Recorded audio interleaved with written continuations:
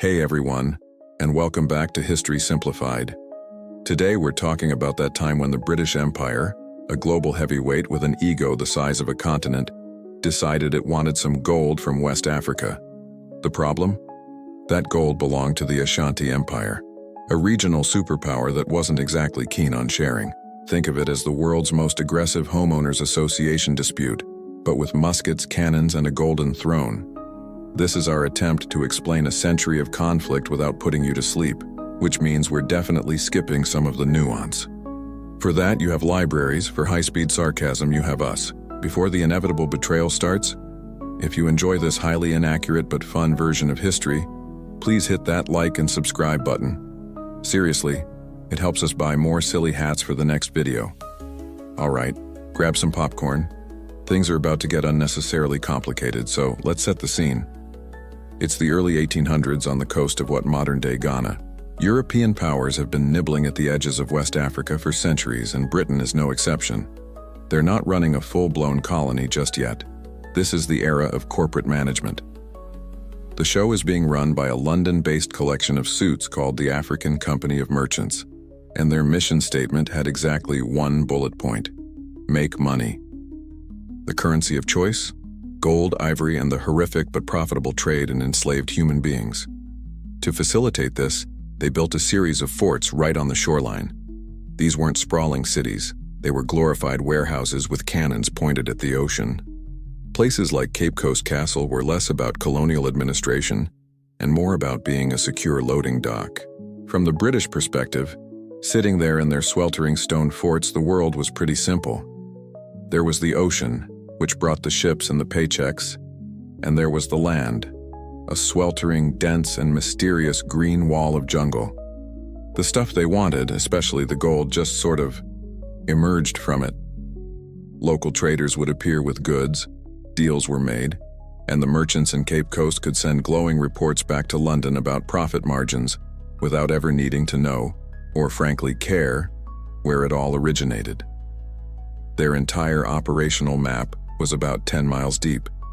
Everything beyond that was just a vague, uninteresting blob labeled "Here be suppliers."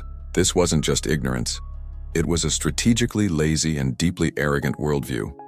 They were the guys who order a pizza and have zero curiosity about the existence of a kitchen, let alone the entire restaurant it's attached to. This is, of course, a massive problem, because that vague hinterland they were so blissfully ignoring wasn't empty. It wasn't a loose collection of disconnected villages. Just beyond their coastal bubble, a mere 100 miles inland, was the seat of one of the most powerful, organized, and wealthy states in Africa, the Ashanti Empire. We're not talking about a minor regional player. The Ashanti were a full-blown imperial power. They had a complex bureaucracy, a sophisticated legal system, a massive and battle-hardened army, and a capital city, Kumasi, that was a major center of commerce and culture. They didn't just stumble upon gold. They controlled the mines, managed the trade routes, and levied taxes with ruthless efficiency. The entire economic ecosystem the British were tapping into was a system the Ashanti had built and dominated for over a century. The British posture on the coast was, therefore, an act of supreme historical blindness. They were like a tiny kiosk, set up in the parking lot of Walmart, acting as if they were the anchor store. The Ashanti knew exactly who the British were. They saw them as weird, pale tenants living on the coastal fringe, useful for acquiring European goods like guns and cloth, but ultimately just middlemen, a necessary inconvenience. The British, on the other hand, saw themselves as the center of the universe, the masters of this trade. They believed their forts gave them control, when in reality, they controlled nothing but the sand their walls were built on. Every ounce of gold they loaded onto their ships was effectively flowing through an Ashanti pipeline, a fact they seemed determined to overlook. This fundamental misunderstanding was the geological fault line running directly under the entire region.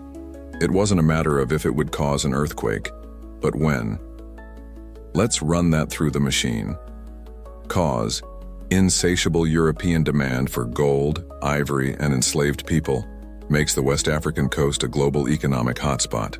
Effect: The British, through the African Company of Merchants, established fortified trading posts like Cape Coast Castle to secure their piece of the pie and protect their maritime supply lines.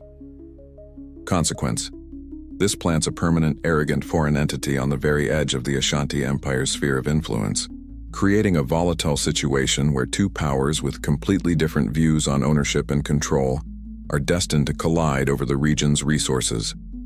One side thinks it's running the show. The other side actually is. The sheer lack of curiosity is what's truly stunning. You'd think that if your entire business model depended on a steady flow of a valuable resource, you might send a scout or two inland to, see who was in charge. But the British merchants were content in their bubble of coastal superiority. They dealt with the coastal peoples like the Fante and assumed they were the extent of local political power. It was easier that way. Acknowledging the existence of a massive centralized empire just up the road would have complicated their quarterly reports. It would have meant diplomacy, respect, and negotiation, all things that cut into profits and required admitting you weren't the biggest fish in the pond. So they chose ignorance. An ignorance so profound it was practically an art form.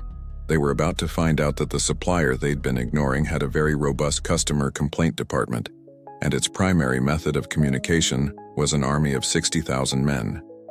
The bill for their arrogance was coming due. So, while the British were busy congratulating themselves for successfully managing a few coastal warehouses, let's pan the camera inland and look at the empire they were pretending didn't exist. The Ashanti Empire, or Asante as it's properly known, wasn't just another tribe. It was the reigning champion of the region, a political and military machine built on two things: gold and absolute unity. Their capital, Kumasi, wasn't a collection of huts. It was a sprawling city with organized streets, a complex bureaucracy, and a level of logistical sophistication that would have made a Roman quartermaster weep with envy. This was the engine room of the entire regional economy, the source of the river of gold that the British were so happily sipping from down at the coast. The Ashanti didn't just participate in the trade, they were the trade. The very soul of their empire wasn't a document or a flag, it was a chair, specifically the golden stool, the Sika Dwa Kofi. And no, this wasn't just a particularly fancy piece of furniture for the king. According to legend, the stool had been conjured from the heavens by a high priest and had landed gently on the lap of the first Ashanti king.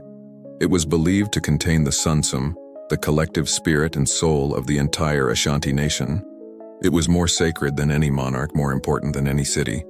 You could lose a king and they'd just get another one. But if you lost the golden stool, the Ashanti nation would cease to exist. It was their Ark of the Covenant, their Declaration of Independence, and their entire national treasury's spiritual equivalent, all rolled into one. The king, the Asantehene, wasn't the owner of the stool.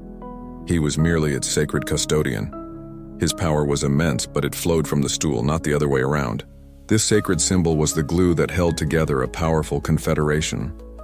The Asantehene and Kumasi ruled over a network of paramount chiefs, each of whom owed him allegiance, tribute, and soldiers in times of war. And there were plenty of times of war. The Ashanti army was, to put it mildly, terrifyingly effective. We're talking about a standing force that could swell to over 80,000 warriors, organized under a clear command structure and armed with a mix of traditional weapons and European muskets, the very muskets they bought from the British. They were masters of jungle warfare, using the dense terrain that terrified Europeans as their greatest ally. They moved silently, struck with precision, and had a reputation for fighting with a ferocity that was legendary across West Africa. Their business model was simple: control the resources, dominate the trade routes, and crush anyone who challenged that control. It had worked flawlessly for over 100 years. So, let's be crystal clear about the power dynamic. The Ashanti were the producers and the wholesalers. They controlled the gold mines, the forests, and the labor. The various peoples living between them and the coast, like the Fante, were essentially the retail outlets. They bought goods from the Ashanti and sold them to the Europeans at a markup. The British?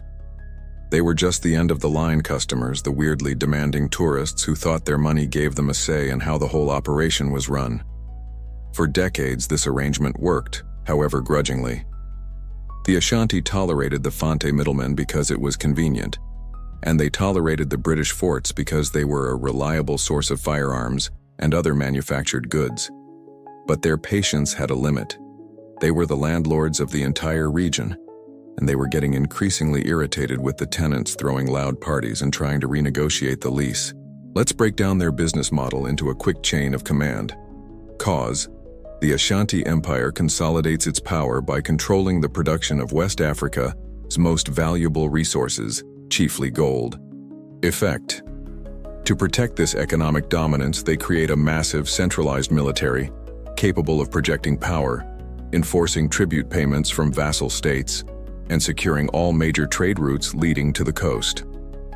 Consequence: this positions them in direct opposition to any coastal power, like the British, who seeks to cut out the Ashanti as the middleman.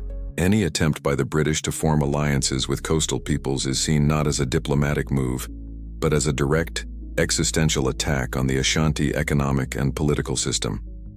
The sheer hubris of the British merchants is almost comical in retrospect. They sat in Cape Coast Castle complaining about the prices the Fante traders were charging them, completely oblivious to the fact that those prices were being set 100 miles away in Kumasi, by a king with an army that could wipe their forts off the map without breaking a sweat. The Ashanti viewed British attempts to open up trade as an effort to dismantle their empire. They weren't just being paranoid, they were right.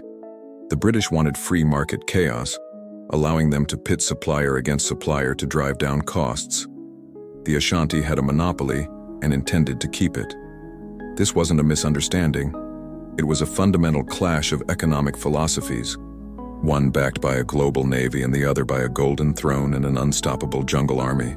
The stage was set for a corporate takeover, and the Ashanti were not about to have their company liquidated. Now, if the British are the clueless customers and the Ashanti are the all-powerful corporate head court, RS, that means there's a third player in this game, the regional manager, or more accurately, the perpetually stressed, overworked, and underappreciated franchise owner stuck between them. Meet the Fante Confederacy. The Fante were not a single unified kingdom, but a collection of states who lived along the coast. Right where the British had built their forts, they occupied the most valuable, and therefore most dangerous, piece of real estate on the Gold Coast. They were the buffer zone, the middlemen, the gatekeepers. And being the gatekeeper between two aggressive, expansionist powers is about as safe as being the referee in a death match. For a long time, the Fante had managed to turn their precarious position into a profitable enterprise. They were expert traders. They'd buy gold and other goods from the Ashanti traders, who came down the established routes from the interior, and then they'd sell it to the British and other Europeans at a tidy profit. Then they'd reverse the process, buying European guns, liquor, and textiles and selling them inland to the Ashanti, again, for a markup.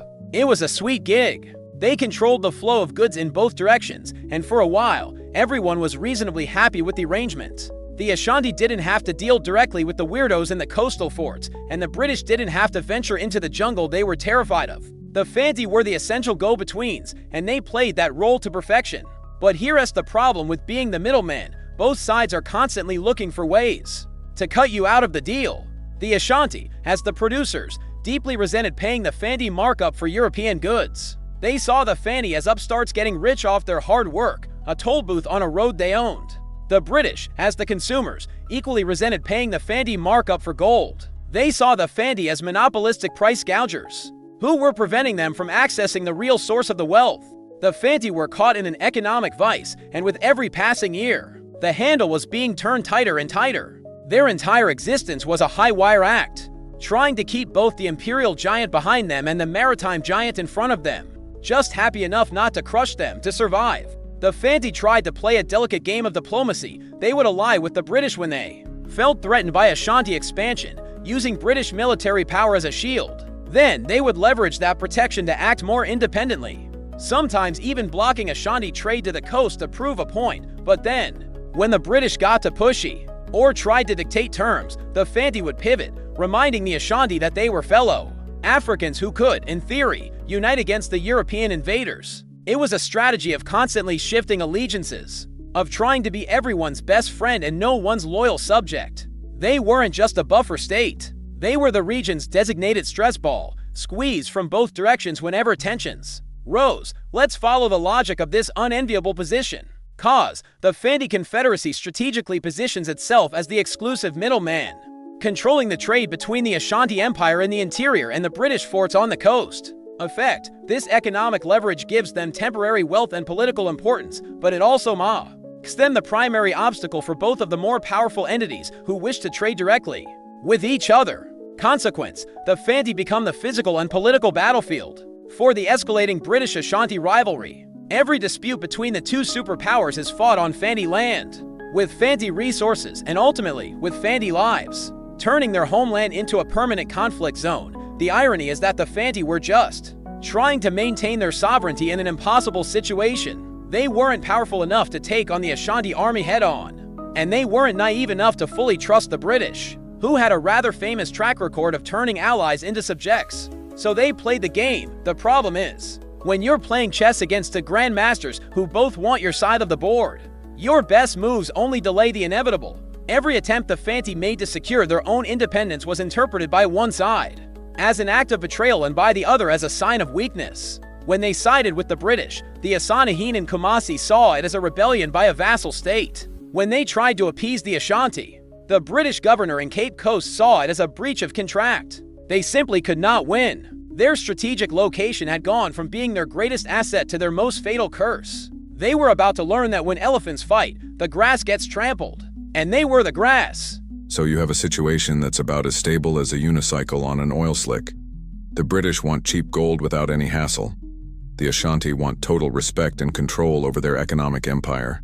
And the Fante are stuck in the middle, trying to dodge punches from both directions while skimming a little off the top. This delicate, explosive arrangement couldn't last. The Ashanti would periodically march an army down to the coast to remind the Fante who was boss, which would, of course, interrupt the flow of gold. And when the gold stopped flowing, the British merchants in their forts got very, very twitchy. An interruption in profits was the one thing that could get London's attention. After one particularly disruptive Ashanti disciplinary action against the Fante, the British decided they needed to do something more permanent than just weathering the storm. They needed a contract. They needed a strongly worded letter. They needed a treaty. Because if there's one thing European powers loved in the 19th century, it was getting people to sign pieces of paper that they could later use as a justification for doing whatever they wanted in the first place. So, in 1817, they sent a delegation from the African Company of Merchants marching inland.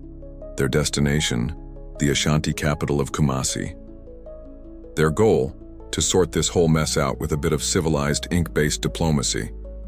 This brings us to the Anglo-Ashanti Treaty of 1817. On the surface, it looked like a triumph of cross-cultural negotiation.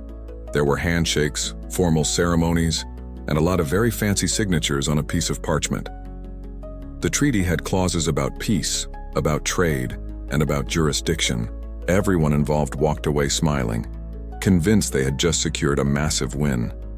The British delegation practically skipped back to Cape Coast, certain they had just put the powerful Ashanti in their place and established a new era of stable, profitable trade under British oversight. The Asantehene, Ose Bonsu, watched them go, equally certain he had just forced the pale-faced merchants to finally acknowledge him as their supreme landlord. This wasn't a treaty, it was a Rorschach test made of ink and arrogance. Let's look at Britain's interpretation first. They read the document and saw exactly what they wanted to see. The clauses about ensuring peace on the coast? They took that to mean that they were now the official protectors of the Fante. They believed they had drawn a line in the sand, creating a British-sponsored buffer zone. The Ashanti had effectively signed a promise to stop bullying their business partners. The payments and stipends mentioned in the treaty? The British saw those as goodwill gestures, a small price to pay for securing their commercial interests. In their minds, they had just become the official mediators, the regional supervisors. They thought they had turned the Ashanti from a threat into a business associate who had agreed to their terms. It was a masterpiece of corporate negotiation. Meanwhile, back in the sprawling capital of Kumasi, the Asantehene read the exact same words and came to a radically different and frankly more logical conclusion. From his perspective, the Fante were his subjects. rebellious, annoying subjects, but his nonetheless. When the British offered a treaty to ensure peace, he heard them asking him, the king, to please control his people. When the treaty mentioned stipends and payments, he didn't see them as gifts. He saw them as rent. The British were, after all, living in forts built on land that fell within his empire's sphere of influence. To him, the treaty was a formal lease agreement. The British had finally admitted they were tenants on his property and had agreed to pay for the privilege. All the language about Britain mediating disputes was, in his eyes, just a polite way of saying the British would now report any Fante misbehavior directly to him, the landlord, for punishment. This is the core of the catastrophe, the foundational crack that would shatter the entire relationship. Cause: both the British and the Ashanti want a formal agreement to define their relationship, but each side enters the negotiation with a completely unshakable belief in their own supremacy. Effect: they sign the 1817 treaty, a masterpiece of diplomatic ambiguity. The British interpret it as a grant of protectorate status over the Fante, while the Ashanti interpret it as a rental agreement confirming their sovereignty over the coast. Consequence: instead of preventing conflict, the treaty becomes a justification for it. Every future action is seen through the lens of this misunderstanding. When Britain defends the Fante, the Ashanti see it as a tenant breaking the lease and siding with squatters. When the Ashanti discipline the Fante, the British see it as a foreign power violating their protectorate and breaking international law. The treaty didn't build a bridge, it loaded a gun. It's a testament to the universal human ability to hear only what you want to hear. This was the 19th century equivalent of two people ending a terrible date, with one thinking they're now exclusive and the other thinking they've successfully established a "we're just friends" boundary. The piece of paper meant nothing. All that mattered were the preconceived notions of the people who signed it. The British saw it as a document of control. The Ashanti saw it as a document of submission, and both sides were now armed with a piece of paper they believed gave them the legal and moral high ground. From this moment on, every single dispute, no matter how small, would be escalated into a crisis over treaty obligations. Peace was now officially impossible. The countdown to the First War had just begun. For a few years, this diplomatic time bomb just sat there, ticking.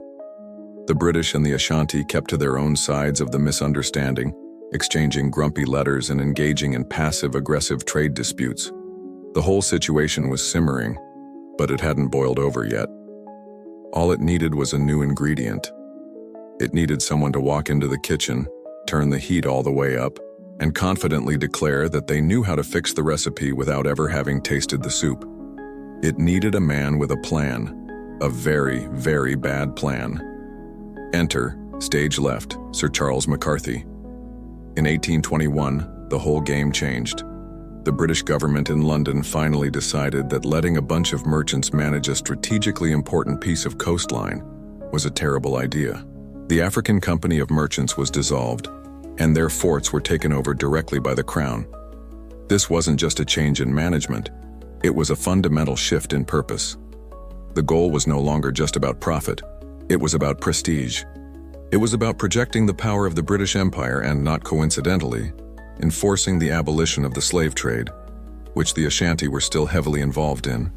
And to lead this bold new era, they sent in a governor, not a traitor, a soldier.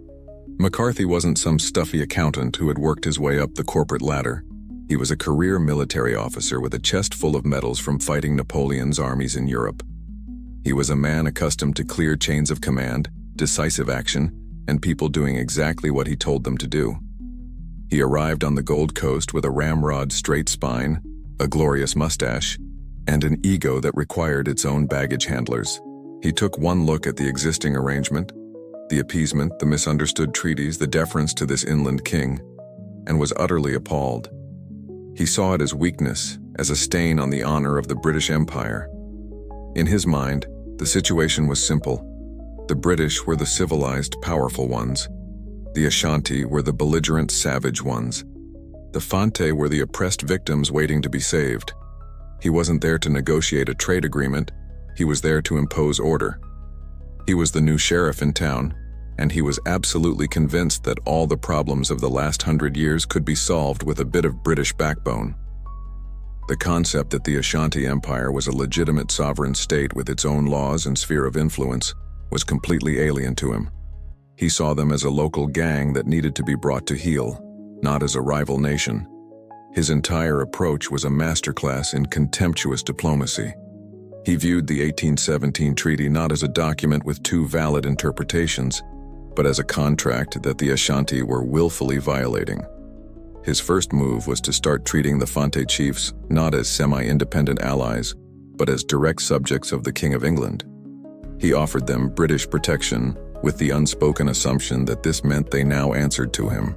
He was effectively trying to annex the Fante Confederacy by declaration, directly challenging the Asanteheni's long-held claim of sovereignty over them. This wasn't just poking the bear. This was walking into the bear's cave, slapping its cubs, and demanding it start paying taxes. Let's trace this collision course. Cause: the British Crown assumes direct control of the Gold Coast forts, replacing a profit-driven merchant administration with a politically driven imperial government. Effect: they appoint a military governor, Sir Charles McCarthy, whose entire career has been shaped by European warfare and the principles of absolute imperial authority. Consequence: McCarthy immediately discards the established policy of cautious engagement, viewing the powerful Ashanti Empire not as a peer to be negotiated with, but as an obstacle to British dominance that must be subdued by force, making open war a near certainty. The breathtaking arrogance of it all is what stands out. McCarthy genuinely believed he was bringing enlightenment and order to a chaotic land. He was the classic imperialist with a savior complex, a man so convinced of his own cultural superiority that he was incapable of seeing the situation for what it was. He heard warnings from the few old merchants who remained, men who understood the sheer scale of the Ashanti army, and he dismissed them as cowards. He received messages from the Asanteheni, Ose Bonsu, demanding to know why McCarthy was interfering with his Fante subjects, and he treated them as impudent threats. He was the new CEO who walks into a 100-year-old family business and announces on day one that everyone is incompetent and that all systems will be replaced by a new synergistic framework he designed on the flight over. Failure was not just likely, it was a structural necessity of his entire worldview. He was about to learn that the rules of European warfare and the realities of the West African jungle were two very different things.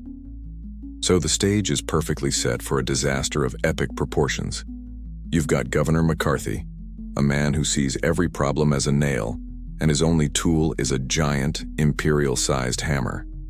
You've got the Asanteheni, a proud and powerful king who is getting really tired of this new coastal manager ignoring his authority. The air is thick with tension. All that's needed is a single spark to ignite the entire powder keg. And that spark, as is so often the case in history, came from a seemingly minor incident involving one person with a very big mouth. The person in question was a Fante man who also happened to be a sergeant in the Royal African Colonial Corps, a locally recruited unit under British command. He was, for all intents and purposes, a representative of British authority. One day he gets into a heated argument with an Ashanti trader. Insults are thrown, things get personal, and in a moment of supreme foolishness, the Fante sergeant says something deeply, unforgivably insulting about the Asanteheni himself. Now we have to understand what this means. Insulting the Asanteheni wasn't like heckling a politician. The Asanteheni was the sacred custodian of the golden stool. Insulting him was a direct desecration of the spirit of the entire Ashanti nation. In Ashanti law, this was not a misdemeanor. This was a capital offense. It was treason, blasphemy, and a declaration of personal rebellion all rolled into one. From the Ashanti perspective, what happened next was simple, standard procedure. The local Ashanti chief did what he was legally obligated to do. He arrested the man who had committed a sacrilegious crime within his jurisdiction. The sergeant was seized, put in chains, and taken away to be judged according to Ashanti law. To them, this was no different than a British officer arresting a man for treason against the King of England. It was a straightforward police matter. The fact that the man wore a British uniform was irrelevant. The crime was committed against the Ashanti crown, On land they considered theirs, and the punishment would be decided by their courts. They likely expected the British to either understand this or, at the very least, open up a negotiation about it. But that's not how Charles McCarthy's brain worked. When the news reached him at Cape Coast Castle, he didn't hear a British-employed local was arrested for breaking a local law. What he heard was the Ashanti have kidnapped a soldier of the British Empire. His mind skipped right over diplomacy, negotiation, and cultural context and landed squarely on active war. He saw the uniform, not the man. He saw an affront to his authority, not a legal proceeding. He didn't send a diplomat to inquire about the charges. He started drawing up battle plans. This was the moment he had been waiting for. This was the perfect, unambiguous justification for the war he was already itching to fight. This overreaction is the key to the entire conflict. It's the difference between seeing a parking ticket on your car and assuming the entire city has declared war on you personally. Cause: an Anglo-Fonte sergeant makes insulting remarks about the Asante Hen, a capital offense under Ashanti law. Effect: local Ashanti authorities arrest him, viewing it as a standard police action against a criminal who violated a sacred taboo within their sovereign territory.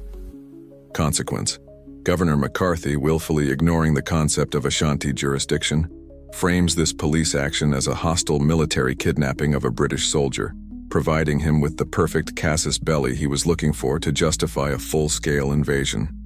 To McCarthy, the sergeant's actual guilt or innocence was completely beside the point. The only thing that mattered was that the Ashanti had dared to lay hands on someone in a British uniform. It was a challenge, a gauntlet thrown down. Any attempt by his advisors to explain the nuances of Ashanti law, that insulting the king was literally the worst crime you could possibly commit, fell on deaf ears. He saw it as primitive superstition being used as an excuse for aggression. In his European-centric view, British law followed British subjects wherever they went. The idea that his sergeant could be subject to another legal system was absurd. This wasn't a legal dispute anymore. It was a clash of civilizations, and McCarthy had absolutely no doubt which civilization was going to come out on top. The sergeant's arrest wasn't the cause of the war. It was McCarthy's permission slip to start it. So the governor has his pretext. A British uniformed sergeant is in Ashanti custody, and McCarthy has successfully framed it in his own mind as an act of international aggression, a kidnapping, a slap across the face of the British Empire. Any rational leader at this point would send a strongly worded letter, maybe a diplomat. But McCarthy's brain had no diplomacy folder. The only icon on his desktop was a big red button labeled Smite.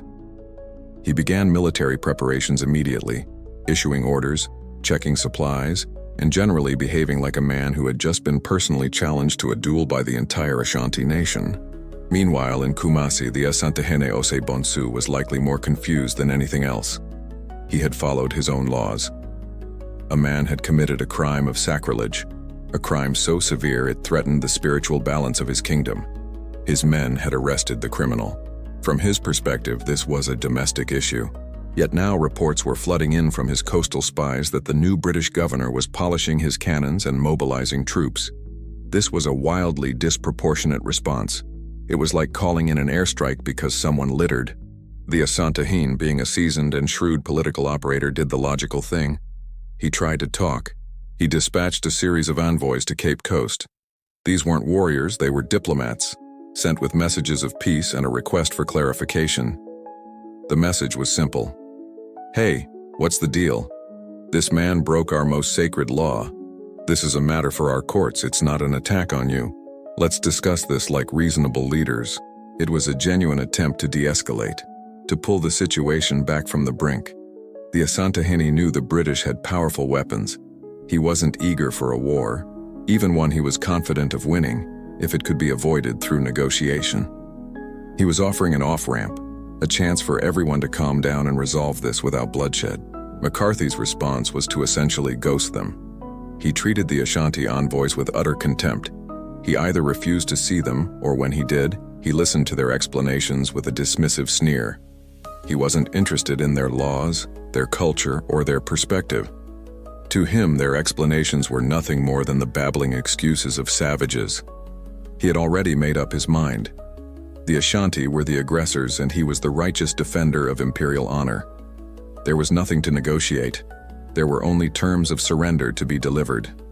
And oh, what terms they were. After weeks of refusing any real dialogue, McCarthy finally issued his ultimatum. It was a document of such staggering arrogance that it must have left the Ashanti diplomats speechless. He didn't just demand the immediate release of the Fonte sergeant.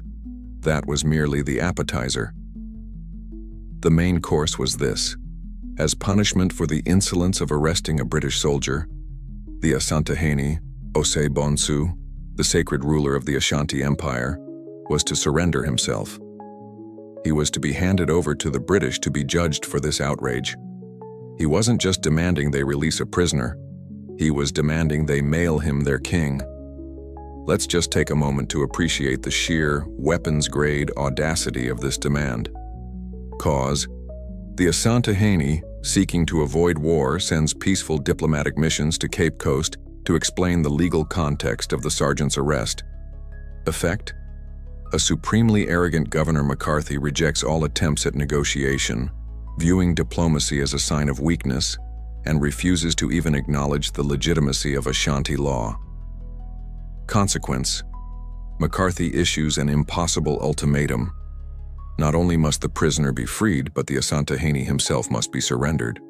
This outrageous demand is a deliberate diplomatic slap, signaling that he wants unconditional submission, not peace, thereby making war the only possible response for the Ashanti. This is the equivalent of a regional governor in Mexico arresting an American citizen for a crime, and the U.S. president responding by demanding that the president of Mexico report to Texas for trial. It's so far beyond the pale of normal international relations that it can't be seen as a serious proposal. It was a demand designed to be rejected. It was McCarthy's way of saying, "I do not recognize you as a king. I do not recognize your empire as a nation. I see you as a rebellious chieftain and you will kneel." For the Ashanti, this was the ultimate insult. Surrendering the Asantehene would be like surrendering the Golden Stool itself. It would be the end of their nation, the death of their collective soul. McCarthy wasn't just declaring war, he was demanding their unconditional spiritual and political annihilation. The envoys returned to Kumasi, not with a chance for peace, but with a declaration of total war couched in the language of a hostage negotiation. The Asantehene now had his answer. The British didn't want a treaty, they wanted a crown. So you've diplomatically nuked the entire region by demanding a king surrender himself. The only possible outcome is war. Now, if you're Governor McCarthy, you need a plan to win that war. And since your ego is large enough to have its own gravitational field, it can't just be a simple plan. It has to be a grand plan. A magnificent, intricate, multi-pronged masterpiece of military strategy that will be studied for centuries as a textbook example of exactly what not to do. McCarthy, drawing on his experience fighting Napoleon, decided that a simple, direct march on Kumasi was far too pedestrian. No, he was going to execute a brilliant pincer movement, a symphony of strategic convergence. The idea was to launch 4 separate columns of troops from different points along the coast. They would all march inland simultaneously, sweeping through Ashanti territory, and then, at a predetermined time and place, they would all converge, trapping the main Ashanti army in a glorious, British-engineered death grip. It was the kind of plan that looks absolutely brilliant when you draw it with colored arrows on a map in a comfortable, well-lit office. Let's break down this fantasy blueprint. Column 1, the main event, would be led by McCarthy himself.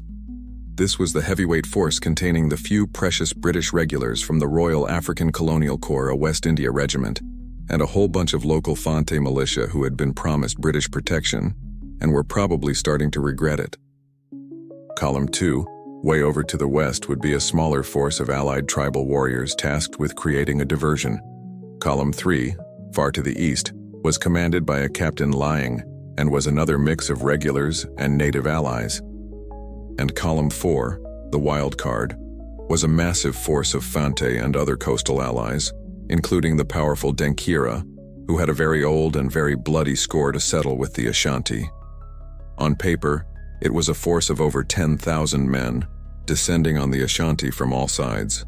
A masterpiece, except for one tiny detail. It was catastrophically stupid. The plan's success depended on four things that McCarthy absolutely did not have: accurate maps, reliable communication, troops who had ever trained together, and a terrain that wasn't actively trying to kill them. His maps were vague sketches, often based on rumor and decades-old reports. The predetermined meeting point was basically a guess. Communication? In the dense 100-foot canopy jungles of West Africa in 1823, there were no radios, no telegraphs. His only method of coordinating these four columns, separated by dozens of miles of impenetrable jungle, was to send runners with messages. Runners who could get lost, get sick, or most likely, get a spear in the chest from an Ashanti patrol. The plan required the timing of a Swiss watch, but his tools were a sundial and a prayer. And the troops themselves? They were a logistical nightmare. The different columns had never operated together. The British officers had no idea how the Fante chiefs commanded their men. The Fante warriors had a healthy distrust of the British regulars. It was less a unified army and more four separate group projects that were all due on the same day. But none of the team members had each other's contact information. He wasn't launching a symphony of war. He was sending four different garage bands into a forest and hoping they'd all start playing the same song at the same time. This entire strategy was a monument to European military arrogance. Cause: steeped in the tradition of Napoleonic warfare, Governor McCarthy conceptualizes a complex, four-pronged pincer movement as the most sophisticated and effective way to crush the Ashanti. Effect: he designs an invasion plan that is utterly dependent on precise coordination, clear lines of communication, and detailed geographical knowledge, ignoring the reality that the West African jungle makes all three impossible. Consequence: instead of creating an overwhelming, unified force, his plan guarantees the fragmentation of his army. He creates four isolated, undersupplied, and uncoordinated columns, each one vulnerable to being ambushed and destroyed piecemeal by an Ashanti army that knows the terrain and is fighting on its home turf. The whole thing was a fantasy. McCarthy was treating the Ashanti hinterland like the flat plains of Belgium. He envisioned his columns marching in neat lines, meeting up for a climactic battle in an open field, followed by a champagne toast and a swift promotion. The reality was a sweltering, disease-ridden labyrinth where you couldn't see 10 feet in front of your face, and the enemy could be anywhere. But none of this registered. His self-confidence was a force field that repelled all logic and reason. He had his grand plan. He had his colored arrows on the map. The Ashanti had insulted the crown, and he, Sir Charles McCarthy, was going to teach them a lesson in modern warfare. The lesson, however, would end up being for him. A grand plan, drawn up with fancy arrows on a map, is a beautiful thing. But before you launch a multi-pronged invasion of a hostile empire through a jungle, there's usually a final step in the process called the intelligence briefing. This is the part where you listen to your scouts, your spies, and your local allies, the people who actually know what's happening on the ground. It's the moment a sane commander might adjust their masterpiece of a plan based on, reality. For Sir Charles McCarthy, this was less of an intelligence briefing and more of an annoying formality to be endured before he could get on with the glorious business of winning. His Fante allies, the very people he was supposedly there to protect, came to him with warnings. These weren't vague rumors picked up in a market. This was hard intelligence gathered by warriors who had been fighting the Ashanti for generations. They knew how the Ashanti army moved, how they thought, and how they fought.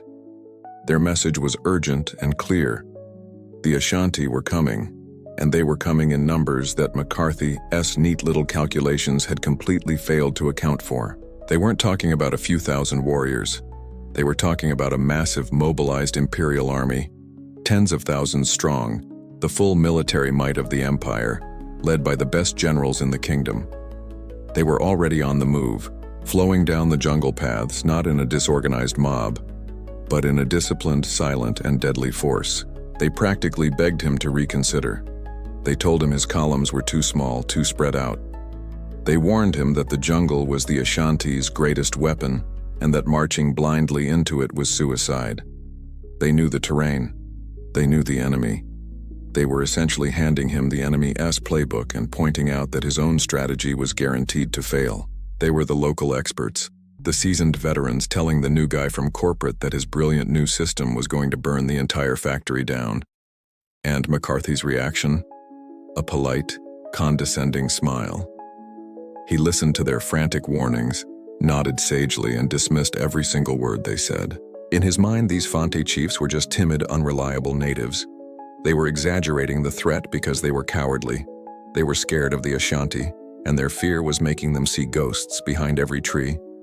He genuinely believed that their warnings were a symptom of their primitive, superstitious nature. It simply did not compute in his brain that they might actually know more about fighting in this jungle than he did. He was the one with the red coat and the commission from the King of England. They were the ones who were supposed to be impressed by him, not the other way around. His prejudice was a shield against any information he didn't want to hear. One British regular with his discipline and his bayonet was worth at least 20 of these native warriors. That was the unspoken, and sometimes spoken, arithmetic of the British Empire. Numbers were irrelevant when faced with European training and morale. The Fante could talk about their massive Ashanti army all they wanted. McCarthy was confident his small professional force would scatter them like birds. His plan was strategically sound, a product of civilized military science. It couldn't be wrong. Therefore, the intelligence must be wrong. It was a perfect, circular, and utterly fatal piece of logic. This moment is the point of no return. It's where hubris officially takes the wheel from strategy. Cause, Fante allies, with generations of experience fighting the Ashanti, provide McCarthy with accurate intelligence about the overwhelming size and location of the enemy army. Effect: McCarthy's imperial arrogance and rigid belief in European military superiority cause him to dismiss this crucial intelligence as the cowardly exaggeration of natives. Consequence: he commits his fragmented and outnumbered forces to the invasion completely blind to the true scale of the threat, turning a risky military gamble into a guaranteed suicide mission. What's truly tragic is that he wasn't just ignoring advice. He was insulting the very people whose loyalty his entire coastal strategy depended on. He was their supposed protector, yet he treated their life or death warnings as childish fears. He had all the information he needed to avert a catastrophe. He had the key to victory, handed to him on a silver platter by his allies, and he didn't just ignore it. He threw it back in their faces with a patronizing pat on the head. He was so utterly convinced of his own genius that he was deaf, dumb, and blind to the reality screaming at him. The red flags weren't just being waved. They were being used as giant banners at a parade in his honor, and he just smiled and waved back. The invasion was going ahead exactly as planned, and the Ashanti were waiting.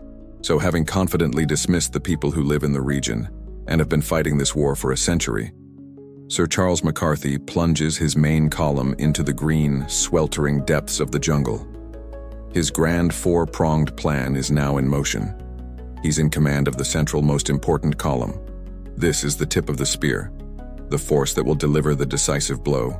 He is marching toward his destiny, a destiny he imagines involves a glorious victory, a parade back in Cape Coast, and a very flattering portrait to hang in the governor's mansion. The jungle, however, has other plans. As his force pushes deeper inland, the grand, sweeping arrows on his map begin to collide with the messy, tangled reality of the terrain. The heat is oppressive. The humidity is a physical weight. Strange insects with frankly terrifying designs buzz around their heads. And worst of all, there's no sign of the enemy. The jungle is quiet. Too quiet. For a man like McCarthy, who craved a decisive stand-up battle, this was infuriating. It felt less like a military campaign and more like the world's worst hiking trip. He was itching for a fight, and the Ashanti were refusing to give him one. Then a scout returns. The news is electrifying. A small Ashanti force, a vanguard, perhaps a few hundred men, has been spotted nearby. This is it. This is the moment. To McCarthy, this isn't a potential trap or a diversion. His brain, already primed to underestimate his enemy, processes this information in the most convenient way possible. He assumes this small force is either the panicked advance guard of a larger, disorganized army, or perhaps the entire enemy force itself, which his Fante allies had so laughably exaggerated. He sees a golden opportunity to score a quick, decisive victory, to prove all the naysayers wrong and demonstrate the superiority of British arms. He decides to engage, but not just engage. He decides to be clever. He's going to outmaneuver them. He's going to use his brilliant Napoleonic mind to not just defeat this small force, but to annihilate it. And in a move that would make military strategists weep for generations, he decides the best way to do this is to split his already outnumbered army. He halts his column and issues a set of truly baffling orders. He commands the majority of his force, the bulk of the Fonte militia, and crucially a large portion of his disciplined regulars, to peel off and execute a wide flanking maneuver to cut off the enemy retreat. He gives them their orders, points them in a vaguely correct direction, and sends them off into the jungle. He has just divided and conquered himself. He has taken his main strength, his insurance policy, and sent it on a wild goose chase after a ghost. He is now left with a skeleton crew. We're talking about a couple hundred men at most, a few companies of the Royal African Colonial Corps, some poorly trained militia, a handful of officers, and of course the governor himself, radiating an aura of unshakable confidence. He has voluntarily reduced his fighting capacity by about 80%, right in the heart of enemy territory, based on a single unverified scout report. This is a decision so mind-bogglingly incompetent, it almost feels deliberate. It's a self-inflicted wound of catastrophic proportions. Cause? McCarthy receives a report of a small Ashanti detachment nearby, and in his supreme overconfidence, sees it as an opportunity for a brilliant tactical envelopment. Effect: he splits his already inadequate main column, sending the vast majority of his troops on a wide, time-consuming flanking march to trap an enemy he has not properly identified or located. Consequence: this act of strategic vanity leaves him, the commander, advancing with a dangerously small, isolated force, a mere skeleton crew, directly into the path of what is actually the main, multi-thousand-strong Ashanti army, which now has the luxury of facing a tiny fraction of his original strength. He has done the Ashanti army's work for them. He has taken his perfectly functional spear and broken it over his knee, choosing to poke the lion with the splintered shaft. As he gives the order for his own tiny column to advance, he is probably swelling with pride. He imagines the two halves of his force crashing down on the unsuspecting Ashanti in a perfect pincer. A miniature version of his grander strategy. He is the maestro, conducting his orchestra of war. He is completely blissfully unaware that he just sent the entire string and percussion sections to play a concert in the wrong city, while he, the conductor, is about to be run over by the brass section driving a freight train. And so, they marched, Sir Charles McCarthy, at the head of his tiny, self-sabotage column, plunged deeper into the wall of green. If he felt any unease, he certainly didn't show it. This was the proper way of things, a British governor, leading his troops from the front, pushing back the frontiers of chaos and bringing order to the wilderness. Every step forward was a testament to his own courage and strategic brilliance.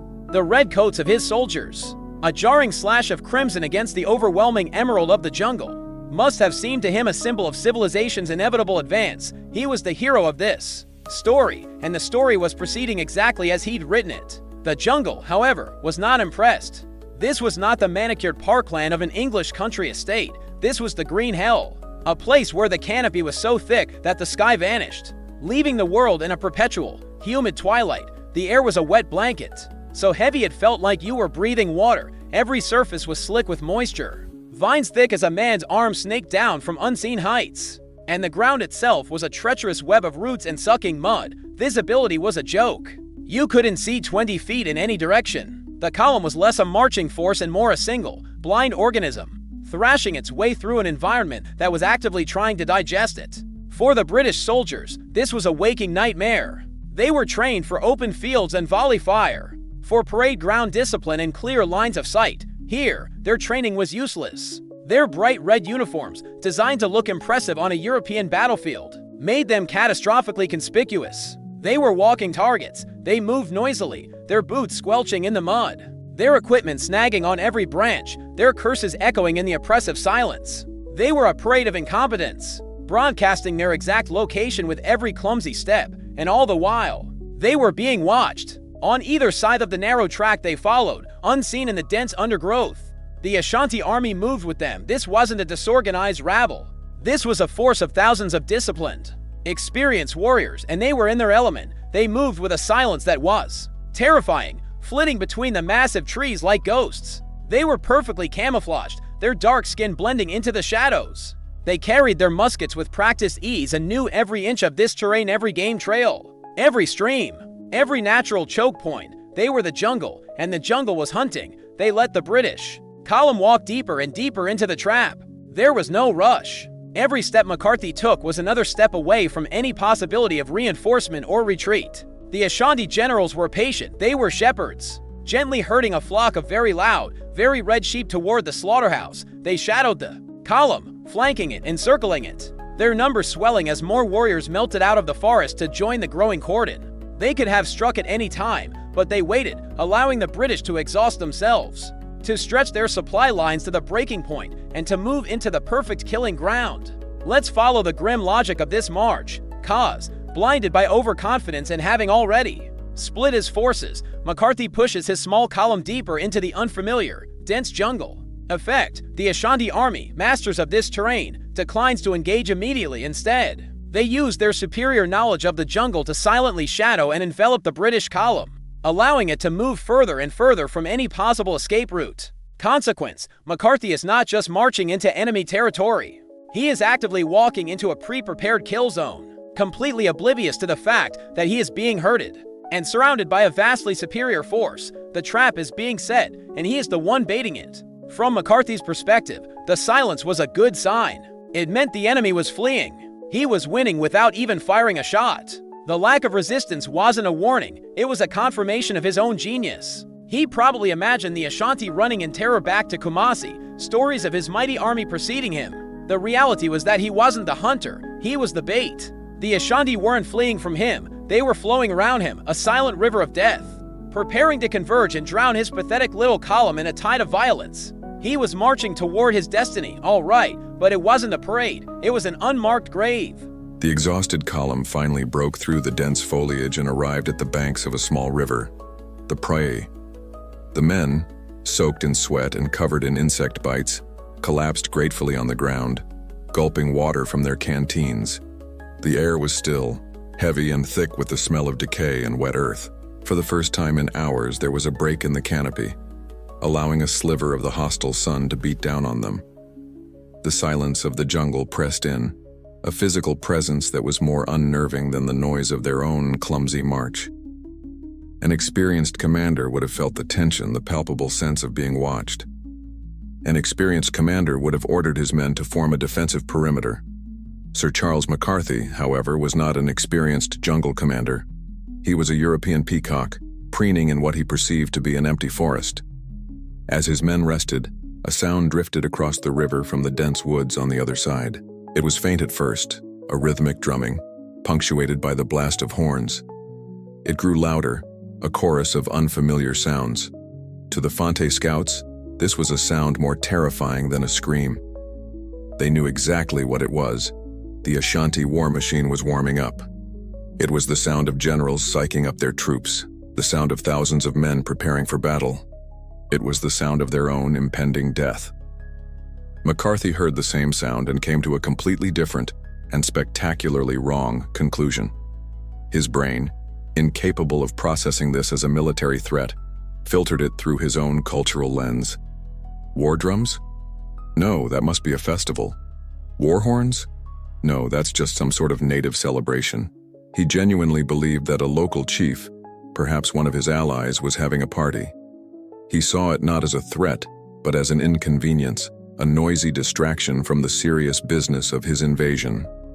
And his response was not one of caution, but of profound, almost theatrical arrogance. He decided he was going to crash their party. He turned to his aides, a self-satisfied smile on his face. He wasn't going to respond with guns. That would be uncivilized. He was going to respond with a display of superior culture. He was going to show these primitives what real, majestic, powerful music sounded like. He called for the bandmaster. Yes, of course he had brought a military band with him into the jungle.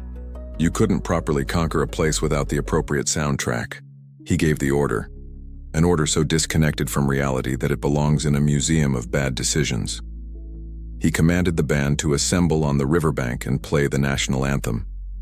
He was going to answer their barbaric noise with the glorious, soul-stirring strains of God Save the King. For the Ashanti warriors hiding in the trees just a few hundred yards away, this must have been a moment of sheer, unadulterated disbelief. They were coiled, ready to spring the trap.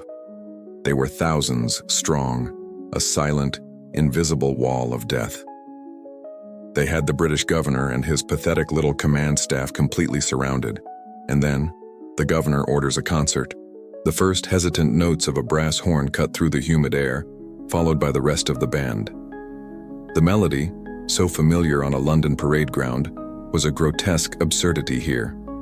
It echoed across the river, a loud, clear, unmistakable signal. It was a giant musical flare that screamed, "Hello, we are the British Army and our commander is standing right here."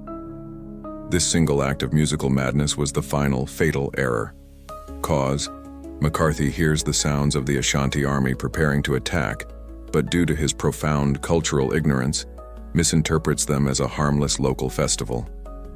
Effect: in a moment of supreme colonial hubris, he decides to engage in a musical duel, ordering his band to play God Save the King to showcase British cultural superiority. Consequence: the loud, majestic music serves as the perfect acoustic beacon, pinpointing the exact location of his command post for the thousands of surrounding Ashanti warriors, and confirming their assessment that the enemy commander was a complete and utter fool who had no idea he was about to be annihilated. The last notes of the anthem faded away, leaving a silence that was even more terrifying than the music had been.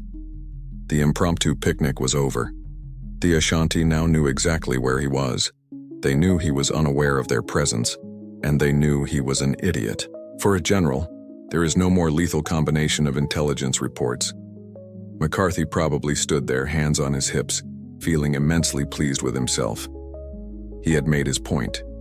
He had asserted his dominance. He had no idea that he had just personally rung the dinner bell for his own massacre. The last echo of God Save the King died, and the jungle fell into a silence so absolute it was like a physical blow. In that deafening quiet, the world seemed to hold its breath. The British soldiers, still flushed with the absurd pageantry of the moment, looked around awkwardly. McCarthy stood tall, a monument to self-satisfaction. It was in this perfect pregnant pause that the Ashanti decided to begin their performance. And their opening number was a volley of gunfire from several thousand muskets. It wasn't a ragged series of pops. It was a single, coordinated, deafening crash of sound, a roar that ripped the air apart. From the dense, dark tree line across the river, and from the jungle on both flanks, places that had been silent and empty just a second before, erupted a solid wall of smoke and flame. It was as if the forest itself had suddenly decided to declare war. An avalanche of lead musket balls, each the size of a thumb, tore through the British column. Men who had been resting on the ground, wiping sweat from their brows, were slammed backward, their bodies jerking and twisting as the heavy slugs hit home. The neat rows of redcoats disintegrated. There was no time to process, no time to react. One moment they were an army. The next they were just a collection of terrified, dying men. The ambush at Nsamankau had begun. This was not a chaotic, screaming charge. It was a calculated, disciplined act of mass execution. The Ashanti warriors remained hidden, invisible behind their screen of leaves. They had practiced this for generations. They fired, dropped back to reload in practiced unison, while another rank stepped forward to deliver the next devastating volley. It was a conveyor belt of death, ruthlessly efficient and terrifyingly impersonal. The British weren't fighting an army. They were being systematically dismantled by a force of nature. Chaos erupted in the British ranks. Panic, pure and undiluted, took over. The officers, McCarthy included, were screaming orders that no one could hear over the continuous roar of musketry and the screams of the wounded. Form a line. Return fire. But how do you form a line when you're being attacked from 3 sides at once? Where do you even return fire when the enemy is a ghost in the trees? The British regulars, trained to stand shoulder to shoulder on an open field, were helpless. Their discipline, their greatest strength, was now their most fatal weakness. They stood there, packed together, offering perfect, brightly colored targets to the unseen marksmen. They were being scythed down like wheat. McCarthy's world had been shattered. The arrogant confidence drained from his face, replaced by a mask of stunned horror. The neat, predictable world of European warfare had vanished, and in its place was this green, smoky hell. He drew his sword, trying to rally his men, to create some pocket of order in the swirling vortex of panic, but it was useless. His Fante allies, who had warned him this would happen, were the first to break. They weren't cowards. They were realists. They knew this was not a battle. It was a slaughter. They abandoned their useless British muskets and fled, melting back into the jungle, trying to escape a trap they had seen coming a mile away. This single, overwhelming moment was the entire battle. It was won and lost in the first 30 seconds. Cause: the Ashanti army, having pinpointed the British command's location and observed their complete lack of a defensive posture, springs their perfectly laid trap. Effect: they unleash a massive, coordinated volley of fire from 3 sides, catching the unprepared British column completely by surprise in the open riverbank. Consequence: the British formation is instantly shattered. Discipline evaporates, the chain of command is broken, and the engagement devolves into a desperate, one-sided slaughter before a proper battle can even begin. There was no brilliant strategy here, no clever maneuvering. It was the simple, brutal arithmetic of war. A small, blind, and arrogant force had walked into the jaws of a much larger, hidden, and patient one. McCarthy had wanted a decisive battle to prove his superiority. The Ashanti had just given him one. His grand symphony of war had reached its crescendo, and it was a cacophony of screams, gunfire, and the final, shattering realization that his entire worldview was a lie. The column was broken, the men were routing, and the Ashanti were just getting started. In the swirling chaos of smoke and screams, a handful of British regulars, driven by the sheer force of training, tried to mount a defense. Their instincts took over. An enemy fires a volley, you fire one back. It's the simple, brutal rhythm of 19th century warfare. Officers, their faces pale with shock but their voices still sharp with command, bellowed at the survivors to form a line, to present arms, to return fire and show the enemy some British steel. It was a desperate attempt to impose the familiar geometry of the parade ground onto the fluid nightmare of the jungle. For a fleeting moment, a small, ragged line of redcoats stood their ground, leveled their muskets at the invisible enemy, and pulled their triggers.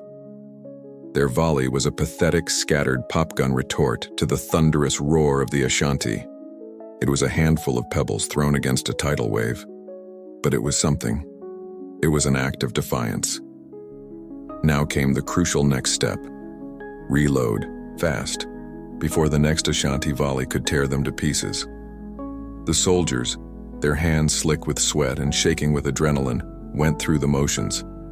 They reached into their cartridge boxes, grabbed a paper cartridge, bit the end off, and poured the powder down the barrel. Then came the ball. They rammed it home, primed the pan, and prepared to fire again, except they couldn't. The musket balls wouldn't go down the barrels, they were too big. In a moment of supreme, horrifying clarity that spread like a virus through the ragged line of survivors, they all realized the same thing at the same time. They had been sent into battle with the wrong ammunition. Somewhere miles away in a sweltering supply depot at Cape Coast, a clerk had made a mistake. A quartermaster had ticked the wrong box. Someone had loaded the ammunition for one type of musket, while the soldiers were carrying another. A tiny bureaucratic error, a simple piece of logistical incompetence, had just rendered the entire British force completely impotent. This wasn't just a setback, it was a death sentence. Their muskets, the symbol of their technological superiority, the very tools of empire, were now nothing more than very expensive, very heavy clubs. The one advantage they thought they had over the savages in the woods, superior firepower, had just vanished in a puff of administrative failure. The realization was a blow more devastating than any musket ball. It extinguished the last flicker of organized resistance.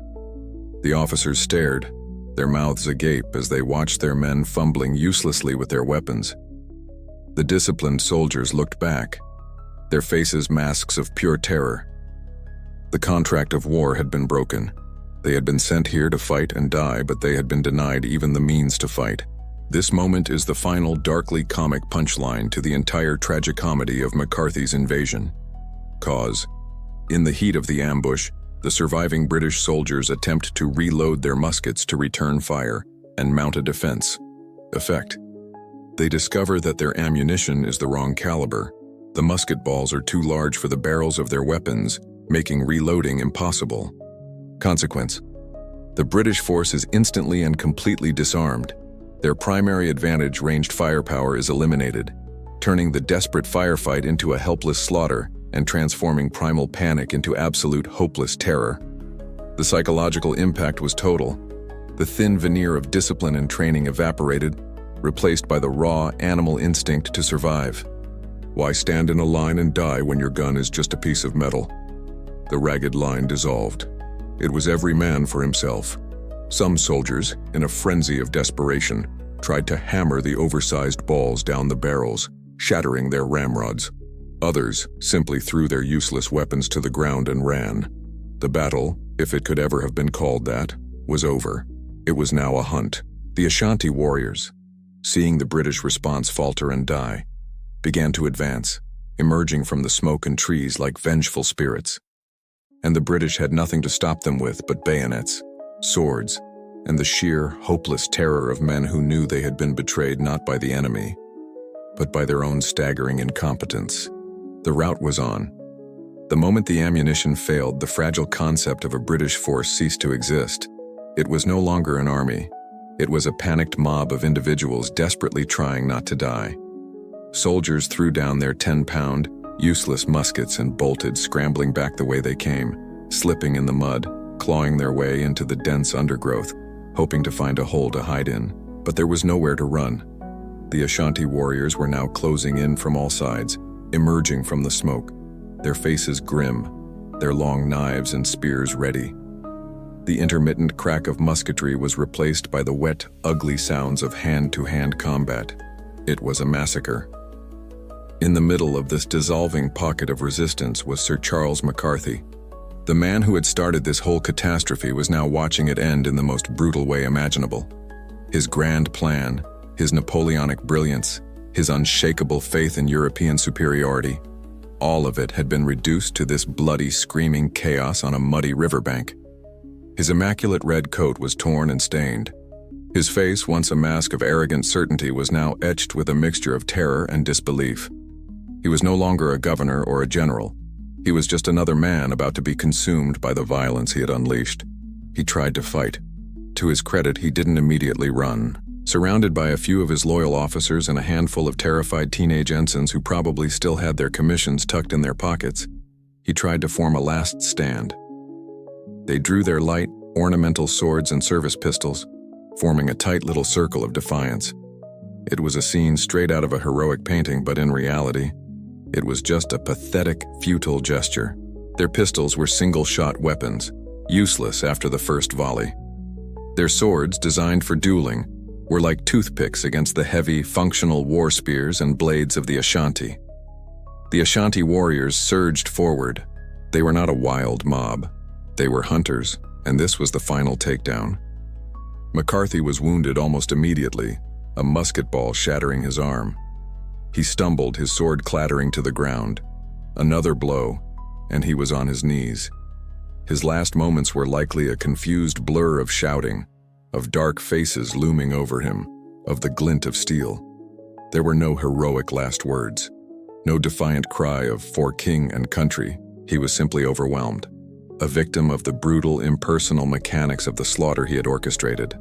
A final blow, and Sir Charles McCarthy, Knight Commander of the Royal Guelphic Order and Governor of the Gold Coast, was dead. But his story doesn't end there. For the Ashanti, killing an enemy commander was only half the victory. The real prize was the proof. In their tradition of warfare, the heads of important enemies were taken as trophies. This wasn't mere barbarism, as the British would later portray it. It was a deeply symbolic act. It was proof of victory, a source of spiritual power, and the ultimate humiliation for the defeated. The head of a general was a powerful symbol. The head of a governor, the man who had demanded their king's surrender, was a trophy of almost mythical significance. His body was quickly identified. An Ashanti warrior, recognizing the ridiculously ornate uniform, decapitated him. The governor's head, along with the heads of several of his officers, were carefully preserved. This wasn't a desecration, it was a promotion. McCarthy's physical life was over, but his symbolic one was just beginning. Let's process that brutal outcome. Cause: wounded and abandoned by his routing troops, Governor McCarthy is cornered and killed during the final chaotic moments of the Battle of Ensamankau. Effect: following their established military and cultural tradition, the victorious Ashanti warriors take his head as a major war trophy. Consequence: the governor's skull is not just a spoil of war, but is transformed into a potent political and spiritual artifact for the Asantehene. It becomes the ultimate symbol of Ashanti power, and a permanent, gruesome reminder of Britain's catastrophic failure and deep humiliation. News of McCarthy's death would eventually send shockwaves through the British Empire. But for now, his head was being wrapped for a journey. It was going to the capital, Kumasi, as a gift for the king McCarthy had so casually insulted. It would be treated with a strange kind of reverence. According to some accounts, the skull was later rimmed with gold and used by the Asantehene as a royal drinking cup on the most solemn of state occasions. Governor McCarthy had finally made it to the Ashanti capital, just not in the way he had planned. The Battle of Ensamankau was over in less than an hour, but the horror was just beginning. For the handful of men who escaped the final bloody moments of the ambush, the jungle became a new kind of hell. There was no organized retreat. There was no rallying point. The command structure had been decapitated along with the governor. It was a complete and total disintegration. Every man was on his own, driven by a single primal instinct: get away. They were no longer soldiers. They were terrified animals, crashing through the undergrowth, their red coats torn to shreds, their minds numb with shock. They ran without direction, guided only by a desperate hope that they were heading back toward the coast. The sounds of the massacre faded behind them, replaced by the pounding of their own hearts and the imagined sounds of pursuit in every rustle of leaves. Some were wounded, stumbling along, leaving bloody trails for Ashanti patrols to follow. Others were simply lost, running in circles until they collapsed from exhaustion. The jungle that had been an obstacle on the way in was now a predator, its tangled vines and sucking mud seeming to grab at them, holding them back. Days later, the first survivors began to emerge from the green wilderness. They didn't arrive in a group. They trickled out one by one like ghosts. Imagine the scene at the camp of the main flanking force, the large detachment McCarthy had so foolishly sent on a wild goose chase. They had been marching for days, finding no enemy, and were likely confused and irritated. Then a single wild-eyed soldier, his uniform in tatters, stumbles out of the trees, babbling incoherently about an ambush, about the governor being dead, about the wrong ammunition. At first, he would have been dismissed as a deserter, a madman. The officers, steeped in the same arrogant culture as McCarthy, would have found his story impossible to believe. The governor defeated, an entire column wiped out? Preposterous. It was a lie, an excuse for his own cowardice. But then another survivor appeared, and another, each one with the same 1,000-yard stare, the same fragmented, terrifying story. They spoke of a sudden, overwhelming attack, of the band playing God Save the King, and of the horrifying realization that their muskets were useless. The stories, pieced together, painted a picture of a disaster so complete, so absolute, that it defied belief. The ripple of panic began. The confident British officers started to look at each other with dawning horror. The Fante warriors in their camp, who had likely been skeptical of this whole enterprise from the start, began to melt away into the jungle, heading back to their own villages. They knew what a total Ashanti victory meant. It meant the Ashanti army was now free to turn its full attention on them. The British alliance was no longer a shield. It was a magnet for destruction. This is how the invasion truly collapsed. Not with a bang, but with a whisper of terror that spread from one isolated detachment to the next. Cause: a few traumatized survivors from McCarthy's annihilated column escape the battlefield and flee through the jungle. Effect: they eventually stumble into the camps of the other, still intact, British columns, bringing with them the first fragmented and horrifying accounts of the massacre at Nsamankow. Consequence: the news of the governor's death and the column's total destruction spreads like a virus, shattering morale, dissolving unit cohesion, and causing the entire multi-pronged invasion to collapse into a panicked, disorganized retreat back to the coastal forts. The news was a contagion of fear. As runners carried the official confirmation from one commander to the next, McCarthy's grand, four-pronged pincer movement fell apart in reverse. The columns, which had never been in communication in the first place, halted their advance. Their mission was no longer to conquer Kumasi. It was to save themselves. The invasion was over. The Great British Offensive had been utterly and humiliatingly broken. And now, the survivors, along with all the other scattered parts of the army, began a desperate scramble back to the one place they thought might be safe, the stone walls of Cape Coast Castle. But they all knew the truth. The Ashanti army was behind them, and it was coming. For the Ashanti, the victory at Nsamankow wasn't an end, it was a beginning. A very, very loud beginning. You don't just annihilate the enemy's main force, kill their governor, and capture his skull for a new piece of royal tableware and then call it a day. That's not how empires work. A victory that decisive is a green light from the gods of war. It's a strategic blank check. And the Asante intended to cash it. The initial objective, repelling the British invasion, was complete. Now came the new, much more exciting objective: kicking them off the continent entirely. Emboldened is too mild a word for the mood in the Ashanti army. They were electric. They had met the mighty European invader, the pale-faced boogeyman with the loud guns, and they had not just beaten him, they had humiliated him. They had shattered his army, taken his head, and proven that the British were mortal, incompetent, and, when it came right down to it, beatable. A wave of triumphant confidence surged through the ranks. They were no longer just defending their homeland. They were on a crusade. They were the rightful landlords, and they were marching to evict the noisy, troublesome tenants who had overstayed their welcome and tried to tear up the lease. The Ashanti war machine, a massive force of tens of thousands, pivoted. Instead of melting back into the jungle, they consolidated, rearmed, and began to march south. It was a golden tide of warriors, flowing out of the interior, following the same paths the British had so arrogantly marched up just weeks before. This wasn't a stealthy jungle campaign anymore. This was a full-throated victory lap, an imperial procession with a clear destination: Cape Coast Castle, the spiritual and administrative heart of the British presence on the Gold Coast. They were going to the head office to file a final, very violent complaint. As they marched, they carried their trophies with them. The head of Governor McCarthy, a potent symbol of their victory, was essentially leading the charge. The news of their triumph ran ahead of them, a wildfire of rumor and terror. For the Fante villages and states that had allied with the British, this was the apocalypse. They had bet on the wrong horse, a horse that had not only lost the race, but had been turned into glue. British protection had been revealed for what it was, a worthless promise.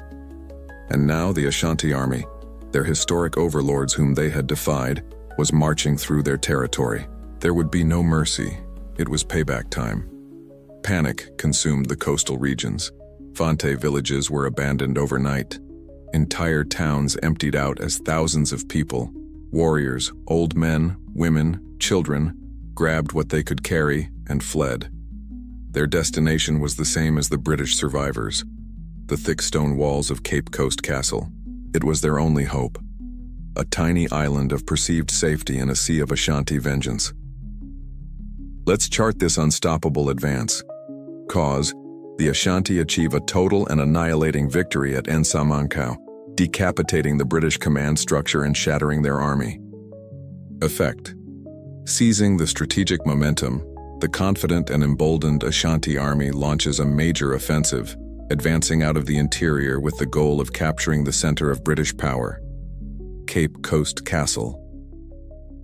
Consequence: the British are forced from a disastrous offensive footing into a desperate defensive one, while their local Fante allies, now abandoned and exposed, are thrown into chaos, creating a massive refugee crisis that will further strain the fort's limited resources.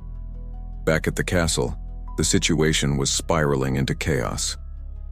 First came the handful of traumatized British survivors with their impossible stories. Then came the disorganized, terrified remnants of the other columns, confirming the disaster. And now, a human tide of Fante refugees was crashing against the castle gates, begging for sanctuary. The British garrison, already reeling from the news of the governor's death, was now faced with a logistical nightmare. They were outnumbered, leaderless, and now responsible for thousands of starving, terrified civilians. And on the horizon, cresting the hills, the first scouts of the main Ashanti army began to appear. The problem was no longer a distant rumor from the jungle. It was here. Cape Coast Castle was not a happy place to be. The vibe had shifted from stuffy colonial outpost to main set of a zombie apocalypse movie. The air, normally thick with humidity and the smell of the sea, was now choked with the stench of pure, unadulterated panic. The few British survivors who had made it back were the walking wounded, their minds shattered, their stories spreading through the garrison like a fever. Every wild-eyed tale of the governor's death and the useless ammunition chipped away at the garrison's already fragile morale. The invincibility of the British Empire, a core belief system for these men, had been shot to pieces on a muddy riverbank. The command structure was a ghost. The governor was a skull. His senior officers were also skulls. The highest-ranking officer left was a major, a man who had likely expected his tour of duty to involve signing requisitions and complaining about the heat. Suddenly, he was in command of the most catastrophic military disaster in the region's history, with the enemy's main army about to knock on his front door. He had a handful of able-bodied soldiers from the Royal African Colonial Corps, a few clerks who barely knew which end of a musket was which, and the terrified crew of a merchant ship that had been unlucky enough to be in the harbor. This wasn't a garrison. It was the cast of a tragicomedy. And then there were the refugees, thousands of them. The Fante who had thrown in their lot with the British were now crammed into every square inch of the castle and the sprawling town at its base. They were terrified, they were hungry, and their presence turned a dire military situation into a logistical nightmare. Every cannonball the British had was now one less bag of grain. Every gallon of water for the soldiers was a gallon that couldn't go to a screaming child. The very people McCarthy had claimed to be protecting were now a massive liability, a ticking clock of starvation and disease that was just as dangerous as the army outside the walls. In the midst of this chaos, they frantically prepared for a siege. It was a masterclass in desperate, panicked activity. Cannons that had sat silent for decades, their main purpose being to fire ceremonial salutes, were swabbed out and loaded. Men who had never fired anything larger than a musket were suddenly assigned to artillery crews, trying to remember half-forgotten instructions. They checked the gunpowder magazine, praying it wasn't a damp, useless mess. They issued weapons to anyone who could stand, trying to organize the remaining Fante men into a makeshift militia, a task that was about as effective as trying to herd cats in the middle of an earthquake. Their loyalty had been repaid with annihilation. They weren't exactly lining up to die for the King of England now. The worst part? The castle itself was a fraud. It was a beast, yes, but it was a beast facing the wrong way. Cause?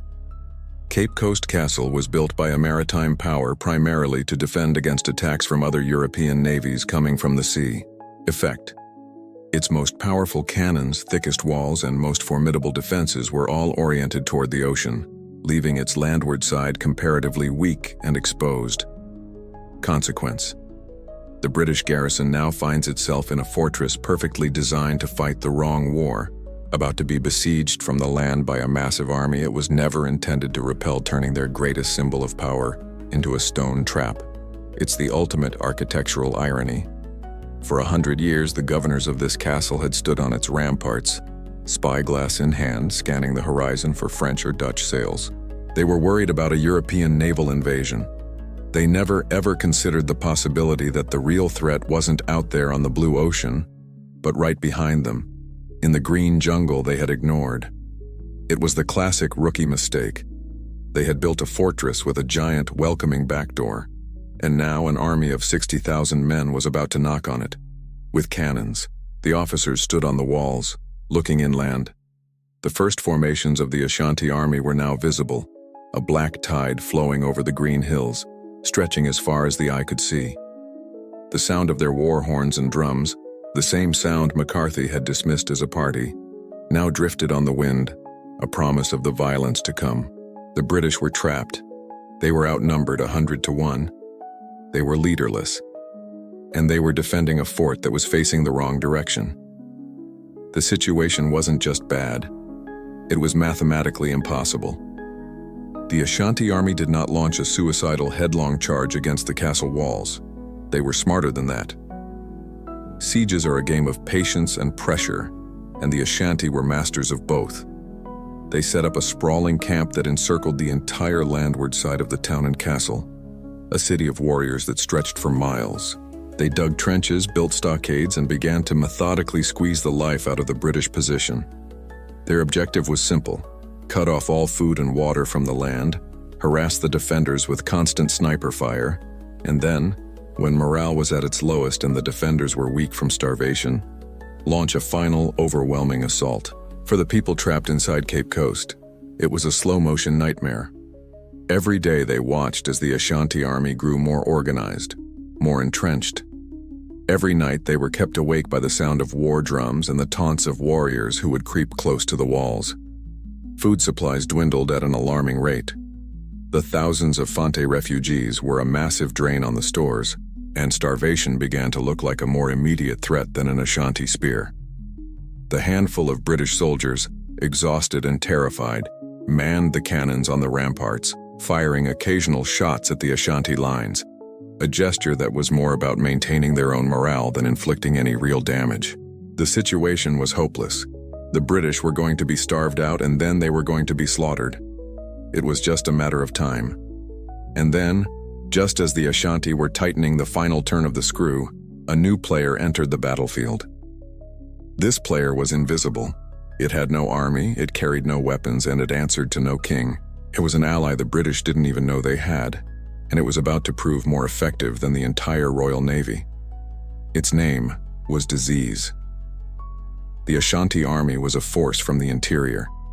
They were men from the high-altitude, relatively dry forests around Kumasi. Their bodies were adapted to that environment. The coast, however, was a different world. It was a low-lying, swampy, humid petri dish of tropical pathogens that the coastal peoples had developed some resistance to over generations. For the men of the Ashanti army, it was a biological minefield, and their massive, crowded siege camp, with its thousands of men living in close quarters, its open latrines and its contaminated water sources, was the perfect incubator for an epidemic. It started with a few men complaining of stomach cramps.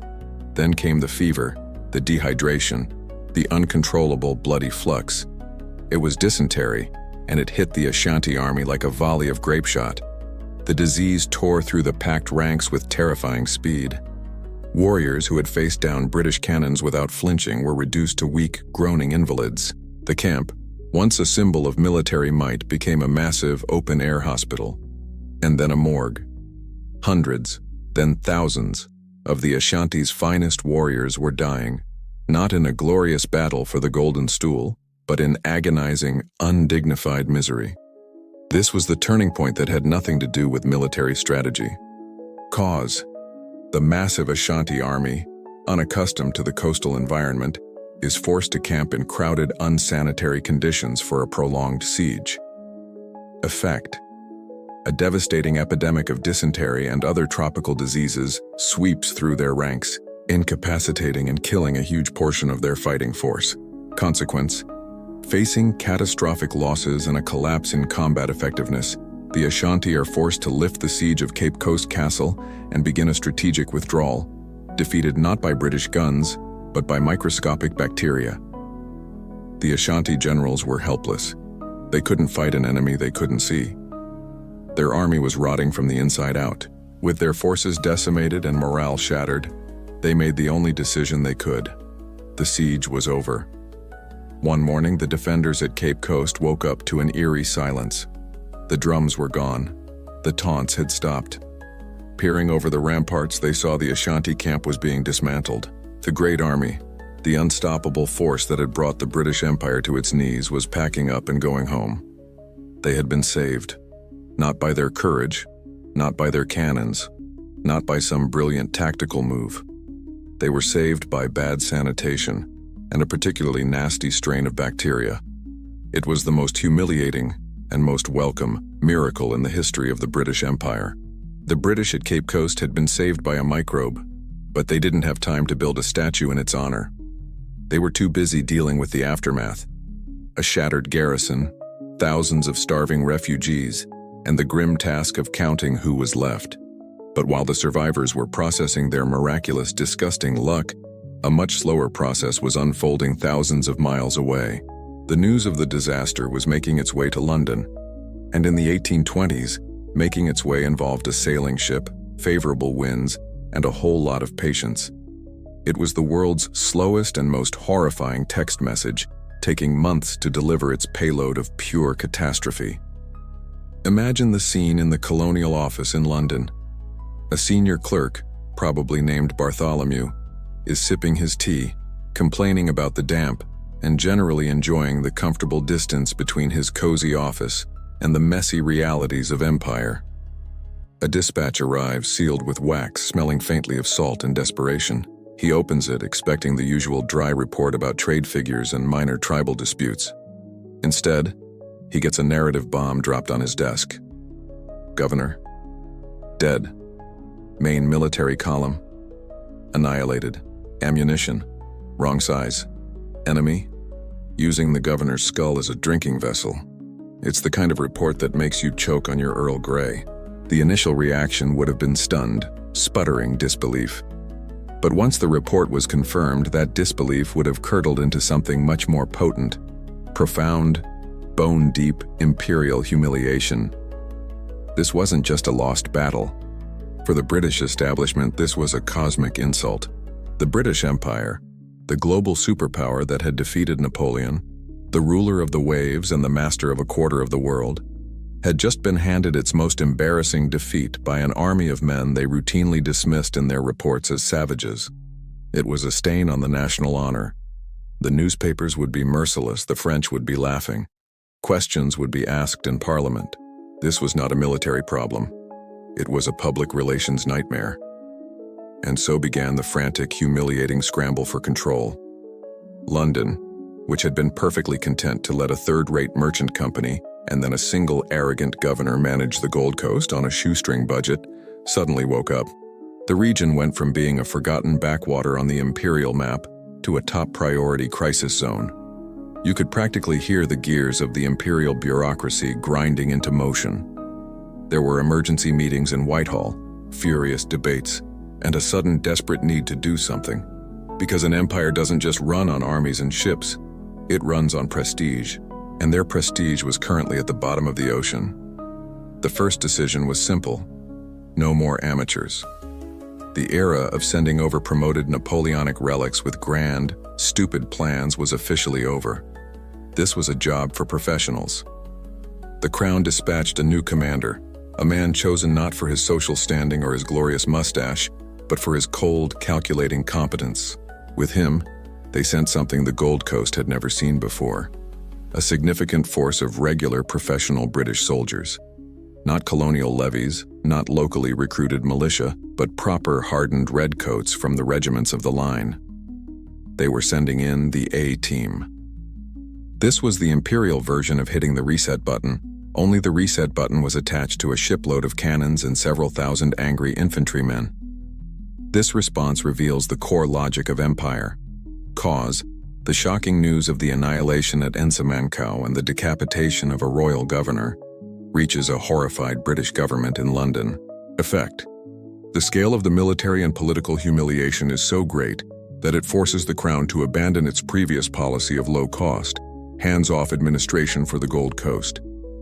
Consequence: Britain commits to a full-scale imperial intervention, dispatching a new professional commander. and a significant force of regular army troops to salvage national honor, crush the Ashanti, and secure the region once and for all. This wasn't about protecting the Fonte anymore. It wasn't about trade or even about avenging McCarthy. It was about re-establishing the natural order of things, an order in which the British Empire was on top and everyone else was somewhere very, very far below. The Ashanti had dared to challenge that order. They had held up a mirror to the empire and shown it a reflection it could not tolerate, one of weakness and incompetence. Now the full weight of that empire was about to be brought to bear. The ships were being loaded, the soldiers were boarding, and a new, much bloodier chapter of the war was about to begin. Round 2 was coming. The arrival of the new British force was a grimly professional affair. There were no grand speeches from the ramparts, no confident proclamations of a swift victory. A fleet of Royal Navy ships dropped anchor off the coast, and boat after boat of grim-faced, hardened British regulars were rowed ashore. These were not the ill-trained colonial levies or the overconfident officers of McCarthy's era. These were men from famous line regiments, veterans of brutal campaigns, men who viewed war not as a glorious adventure but as a dirty, violent job that needed to be done.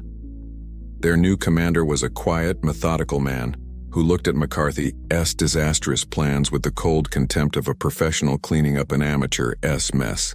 The vibe was different. The arrogance was gone, replaced by a cold, efficient anger. Their mission was simple: find the main Ashanti army and destroy it. This was about vengeance, but it was also about restoring the natural order. The British Army did not lose to native forces. It was a violation of the laws of physics. Their first move was to march out from the relative safety of Cape Coast, seeking the engagement that would settle the score. There were no fancy, four-pronged pincer movements this time. This was straightforward, hammer and anvil warfare. They marched in a solid, disciplined column, their bayonets fixed, their red coats a testament to their unwavering confidence in open-field battle. They found the Ashanti near the town of Afutu. The Ashanti, for their part, were not intimidated by the arrival of the new redcoats. They had defeated one British army. They were more than ready to defeat another. They met the British advance on open ground, a rare occurrence in this war of jungle ambushes. This was what the British commander had wanted: a proper, stand-up fight, a chance to show what volley fire and bayonet discipline could really do. He was about to get his wish, and he was about to regret it. The Battle of Afutu was a meat grinder. It was a brutal, head-on slugging match with none of the tactical subtlety of Nsamankau. The British formed their classic long lines and began to unleash devastating rolling volleys of musket fire. The Ashanti, armed with their own European muskets, stood their ground and fired back, with a discipline that shocked the British veterans. They didn't break and run. They absorbed the volleys, closed the ranks over their dead, and returned fire. It was a disciplined, horrifying exchange of lead at 50 paces. When volley fire failed to break them, the British did what they always did. They charged. With a roar, the redcoats leveled their bayonets and surged forward, expecting to sweep the Ashanti from the field. But the Ashanti didn't just meet the charge, they countercharged. The two forces slammed into each other in a chaotic, screaming mass of hand-to-hand combat. Bayonets were parried by spears, musket butts swung like clubs, and long knives did their brutal work. This wasn't the clean, almost surgical warfare the British were used to. It was a savage, desperate brawl, and the Ashanti were giving as good as they got. The battle raged for hours under the oppressive sun, and neither side could gain a clear advantage. It was a perfect, bloody equilibrium of violence. Cause: a newly reinforced professional British army seeks a decisive revenge battle against the main Ashanti force to restore British prestige. Effect: they engage at Afutu in a brutal, head-on conventional battle where both sides demonstrate incredible discipline and ferocity, fighting each other to a bloody, grinding standstill. Consequence: the inconclusive stalemate shatters the new British commander's hope for a quick, glorious victory. It proves to both sides that this will be a long, costly war of attrition, solving nothing and escalating the stakes even higher. As dusk began to fall, the sheer exhaustion and the monumental casualties brought the fighting to a sputtering halt. There was no decisive breakthrough, no glorious victory. The two bloodied, battered armies disengaged, almost by mutual consent, and withdrew, leaving the field littered with hundreds of their dead and wounded. The British had marched out seeking a victory that would erase the shame of Nsamankau. Instead, they had found a stalemate that only confirmed the Ashanti were their military equals. They had proven that even with their best troops, this was not going to be an easy fight. It solved nothing, it proved nothing, and all it had done was fertilize a patch of West African soil with the blood of two very stubborn armies. The bloody stalemate at Efutu was a cold shower for the newly confident British command. They had brought their best troops, their professional discipline, and their bayonets, and all it had earned them was a field full of their own dead and the grudging, undeniable respect of their enemy. The Ashanti were not going to be broken by standard infantry tactics. They were too tough, too disciplined, and too numerous. The war had devolved into a grim, grinding affair, a war of attrition that the British, with their long supply lines and susceptibility to local diseases, were not guaranteed to win. They needed an edge. They needed a tiebreaker. They needed a miracle. And when 19th century empires needed a miracle, they usually turned to the guys in the back room with the singed eyebrows and the slightly manic glint in their eyes. The engineers. The call went out for a game changer, a super weapon, something so new, so terrifying, that it would bypass conventional tactics entirely and simply scare the enemy into submission. What they got was the Kumasi rocket. Now, we need to be clear. This was not a sleek, guided missile. This was basically a giant, oversized firework with a warhead attached. It was a long, iron-cased tube filled with black powder, mounted on a stick for guidance and launched from a simple metal frame. The idea was that you would point it in the general direction of the enemy, light the fuse, and then run like hell. It wasn't designed for accuracy. It was designed for awe and terror. It was a weapon straight out of a dragon's nightmare. It shrieked through the air, trailing a long, fiery tail of smoke and sparks, before exploding at its destination in a massive, concussive blast of fire and shrapnel. It was pure, distilled chaos in a tube. The British decided the next battle was the perfect place to debut their new toy. As the two armies faced off again, the British brought out the rocket troughs. To the Ashanti warriors, they must have looked like strange ceremonial objects. They had no idea what they were for. Then, the British crews lit the fuses. With a deafening hiss that escalated into an unholy roar, the first rockets launched. They tore across the battlefield, not in a clean arc like a cannonball, but with an erratic, drunken wobble, screaming like banshees. They were less like projectiles and more like angry, fiery serpents streaking through the sky. The psychological impact on the Ashanti was immediate and profound. These were men who had stood firm against volley fire and bayonet charges, but this was something else entirely. This wasn't warfare as they knew it. This was black magic. It was a weapon that seemed to have a mind of its own, a shrieking demon sent to burn them. When the rockets landed, or more accurately, crashed, they didn't just kill. They exploded. They sent shrapnel flying in every direction and set the dry jungle brush on fire, creating walls of flame. It was terrifying, and it worked. The Ashanti lines, for the first time, wavered. Men who would charge a cannon were now diving for cover from this unpredictable, supernatural threat. But here's the punchline. While the rockets were a spectacular success as a weapon of terror, they were a catastrophic failure as a weapon of war. They were wildly, comically inaccurate. The guidance sticks were a joke. A slight gust of wind could send a rocket veering off course by hundreds of yards. Some would fizzle out and drop uselessly to the ground. Others would explode prematurely, right over the heads of the British troops firing them. One account even describes a rocket doing a complete U-turn in mid-air and flying back toward the British lines, causing a panic that was probably more effective than anything the Ashanti could have done. This new technology introduced a new kind of logic to the battlefield. Cause. The British introduced Kumasi rockets, a technologically advanced and psychologically terrifying weapon, to break the tactical stalemate. Effect. The rocket's terrifying noise, fiery trails, and explosive impact cause widespread panic and disruption among the Ashanti forces, who have no defense against such a seemingly supernatural weapon. Consequence.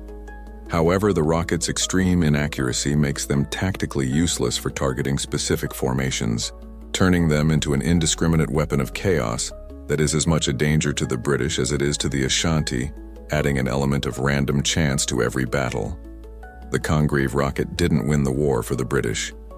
It didn't provide the clean, surgical victory they had hoped for, but it did change the equation. It introduced an element of pure, unadulterated chaos to the battlefield. It was a weapon that was more effective at scaring everyone, including its own operators, than actually hitting the enemy. And in a war this bloody and this evenly matched, sometimes a little bit of chaos is all you need to start tipping the scales. After the inconclusive bloodbaths and the chaotic debut of the rocket circus, the war had reached a tipping point. Both sides were exhausted, battered, and running low on everything except pure, stubborn hatred. The British, despite their reinforcements and new technology, had failed to land a knockout blow. The Ashanti, despite their stunning early victories and their resilience, had failed to drive the British into the sea. It was clear to everyone that this could not go on forever. The entire region was a powder keg waiting for one final, decisive spark. That spark was going to be the Battle of Dodowa. This time something was different on the British side. A painful, humiliating, and long overdue lesson had finally been learned. The lesson was this: you cannot win a war in West Africa by treating your local allies like incompetent children. The new British command, humbled by stalemates and near disasters, finally abandoned McCarthy's arrogant playbook. They stopped dictating and started cooperating. They formed a genuine military alliance with the Fante, and crucially with other powerful coastal peoples like the Denkira, who had their own centuries-old grudge against the Ashanti Empire. This wasn't just a British army with some native auxiliaries anymore. This was a coalition. It was a combined force united by a single, desperate goal: break the Ashanti war machine for good. The alliance army that marched to meet the Ashanti on the plains of Dodowa was a completely different beast from the one that had been annihilated at Nsamankau. The British regulars formed the solid, disciplined core. Their job was to stand firm, lay down methodical, soul-crushing volley fire, and serve as the unbreakable anvil of the army. But the real weight, the real power, came from the tens of thousands of allied African warriors. This was their land, their war, and their chance for revenge. They weren't just following British orders. They were fighting for their own survival and sovereignty. They were the hammer. The Ashanti, as always, were ready for a fight. They assembled their massive army, confident that they could repeat their earlier successes. They saw the same red coats, the same pale faces, and assumed it would be the same story. They were about to learn that while the British soldiers were the same, the strategy had fundamentally changed. The battle began in the usual way, with the two armies facing each other across a wide, open plain. The Ashanti advanced, their war horns blowing, expecting another brutal head-on brawl. Then the British plan unfolded. The redcoats stood their ground, a thin red line of absolute discipline. On command, they unleashed the first volley, a perfectly timed single crash of 1,000 muskets that tore through the front ranks of the Ashanti advance. Before the smoke had even cleared, the rear rank stepped forward and fired another. It was clockwork, a relentless mechanical process of reloading and firing, turning the ground in front of them into a kill zone. The Ashanti, for all their bravery, were charging into a meat grinder. But this was just the anvil. Next came the chaos. The rocket crews, now slightly more experienced and slightly less likely to fire backward, lit their fuses. The shrieking, fiery serpents tore across the sky, not aimed at anything in particular, but just thrown into the heart of the Ashanti formations. The goal wasn't to kill, it was to shatter their cohesion, to create panic, to make their commanders lose control. As the rockets exploded and the British volleys continued their grim work, the third and most crucial part of the plan was launched. Here's how the alliance finally got it right. Cause. The British finally learn from their failures and form a true military coalition with the Fante, Denkira, and other coastal peoples, integrating them into a cohesive battle plan. Effect. At the Battle of Dodowa, they employ a combined arms strategy. British regulars provide a disciplined core of overwhelming firepower, Rockets create psychological chaos, and a massive force of African allies launches a decisive flanking maneuver. Consequence: this coordinated strategy finally overwhelms the Ashanti army, shattering their formations and turning their tactical discipline into a disadvantage. The battle becomes the decisive turning point of the war, leading to the first major, undeniable defeat of the main Ashanti force. From the flanks hidden in the brush, the allied Fante and Denkira warriors surged forward. While the Ashanti were pinned, focused on the terrifying spectacle of the redcoats and the rockets, they were suddenly hit from the side. A massive wave of warriors, screaming their own war cries, crashed into their exposed flanks. The disciplined Ashanti formations, so effective in a head-on fight, suddenly became a liability. They were trapped, being chewed up by volley fire from the front, panicked by rockets from above, and now being hacked to pieces from the side. The Ashanti army, for the first time in this war, broke. And it didn't just break, it shattered. The retreat turned into a rout, the rout into a panicked flight for survival. The coalition forces pursued them relentlessly, and the great Ashanti army, the terror of the Gold Coast, was scattered to the winds. The war wasn't over, but its back had just been decisively broken. A battlefield after a rout is one of the ugliest places on earth. It's not a noble field of honor. It's a sprawling, chaotic crime scene. And in the aftermath of the decisive smackdown at Dodowa, the victorious coalition forces weren't exactly sticking around to write poetry about it. The Ashanti army wasn't just retreating, it had been atomized. What was once a disciplined, terrifying force was now just thousands of terrified, exhausted men running for their lives, scattering into the jungle in every direction. The Fante and Denkira warriors, fueled by a generation of pent-up fury, pursued them with a vengeance, exacting a bloody price for every village the Ashanti had ever burned. But while the allied warriors were busy with the grim work of the pursuit, the British officers and their regulars were focused on a different, much more symbolic prize: the Ashanti camp. In the chaos of the rout, the Ashanti had been forced to abandon everything. Their sprawling camp, the nerve center of their army, was left behind. A ghost town filled with the abandoned artifacts of a suddenly defeated empire. The British soldiers, expecting to find little more than discarded muskets and cooking pots, stumbled into a treasure trove that went far beyond mere military supplies. This wasn't just loot. This was the soul of the Ashanti state, packed up and abandoned on a dusty plain. In the center of the camp, they found the royal pavilion, the field headquarters of the Asantehene himself. And inside, they found the royal regalia. We're not talking about a few gold trinkets. We're talking about the sacred, spectacular, and deeply symbolic collection of objects that represented the power and majesty of the Ashanti Empire. There were ornate, gold-covered stools for the king and his highest chiefs. There were ceremonial swords with hilts of solid gold, state umbrellas the size of small tents, and intricately carved linguist staffs. This was the Ashanti equivalent of capturing the crown jewels, the Declaration of Independence and Air Force One, all in a single afternoon. The most significant prize, however, was a particular piece of baggage: a simple wooden box, heavily guarded even in its abandonment. Inside was the ultimate symbol of their victory at the start of the war. It was the golden-rimmed skull of Sir Charles McCarthy. The British had just recovered their governor's head. The trophy that had been a source of Ashanti pride and British humiliation for years was now back in their hands. It was a perfect, gruesome bookend to the entire sorry chapter. They had not only avenged their defeat, they had physically reclaimed the evidence of it. But the real blow to the Ashanti was the loss of the regalia. To them, these weren't just objects, they were history, they were power. Each golden stool held the spirit of a past chief. The state swords were used in sacred oaths. These items were the physical manifestation of their empire's legitimacy and spiritual strength. Losing them in battle was not just an embarrassment, it was a profound, soul-crushing spiritual wound. It was a sign that the ancestors were displeased, that the very foundations of their world were crumbling. This capture was the perfect, symmetrical revenge.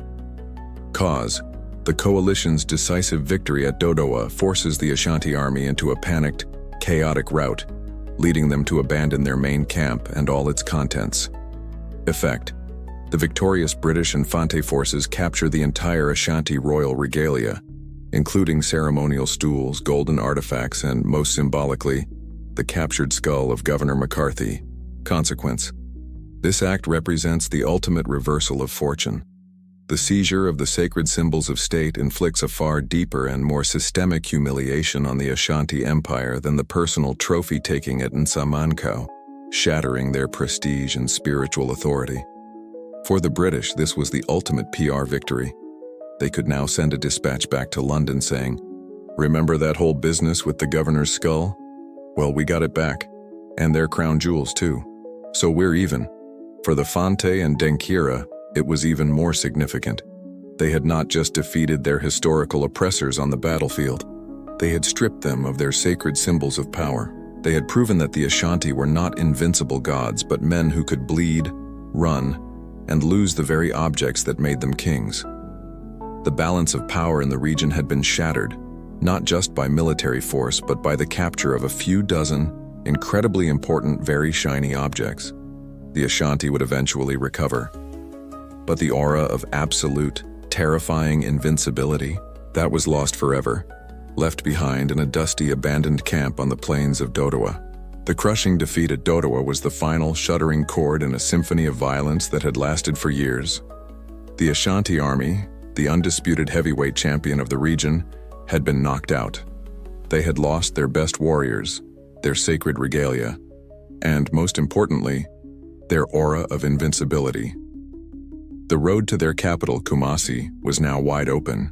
The victorious coalition, with the British at its core, had them on the ropes. This was the moment for the final, conquering blow, the triumphant march into the enemy's capital, the burning of the palace, the unconditional surrender. This was the moment to end the Ashanti Empire once and for all. Except nobody had the energy for it. The British were utterly spent. They had won, yes, but at a staggering cost in blood and treasure. They had been humiliated, nearly annihilated, and saved by a combination of disease and desperate alliances. The idea of launching another major offensive, of plunging deep into the Ashanti heartland to occupy a hostile capital, was about as appealing as another round of dysentery. Their professional soldiers were exhausted. Their budget was in shambles, and London's appetite for this messy, unprofitable war had completely evaporated. They had avenged their governor, restored their prestige, and secured the coast. That was enough. They wanted out. Their allies, the Fante and the Denkira, were in a similar state. They had won their revenge, a victory that would be sung about for generations. They had broken their old masters, but their lands were devastated, their villages were empty, and their warriors were dead. They had achieved their primary goal, freedom from Ashanti domination. They had no desire to become the new occupiers of the Ashanti Empire. They just wanted to go home, rebuild, and enjoy the unfamiliar sensation of not having a massive enemy army breathing down their necks. The coalition, having achieved its grand victory, began to dissolve almost immediately. Its purpose served. And so, in one of history's great anticlimaxes, the war just stopped. There was no final, glorious invasion of Kumasi. Instead, there were just a lot of very tired men on both sides staring at each other across a newly defined patch of jungle. This led to the world's most awkward peace negotiation. It wasn't about forgiveness or mutual understanding. It was a negotiation conducted through gritted teeth, driven by the mutual recognition that everyone was simply too tired and too broke to keep killing each other. After years of back and forth of grumpy envoys and passive-aggressive threats, they finally produced a document, the Treaty of 1831. This treaty was less a blueprint for lasting peace and more a formal agreement to take a long, angry nap. On paper, it was a major British victory. The Ashanti were forced to recognize the independence of the coastal states, effectively surrendering their claim of sovereignty over them. They had to accept the River Pra as the official border between their empire and the newly established British protectorate. They also had to lodge a huge amount of gold in Cape Coast Castle as a security deposit for keeping the peace. It was a document of profound humiliation for the Ashanti, a formal recognition of everything they had lost at Dodowa. But in reality, the treaty solved absolutely nothing.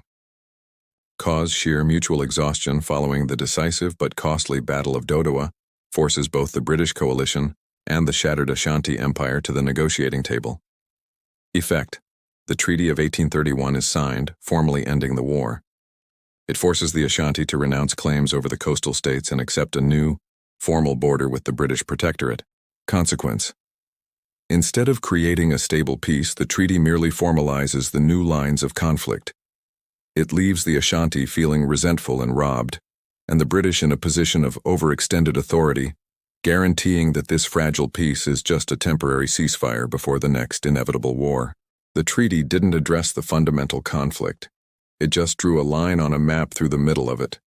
The British still wanted direct access to the gold, and the Ashanti still controlled it.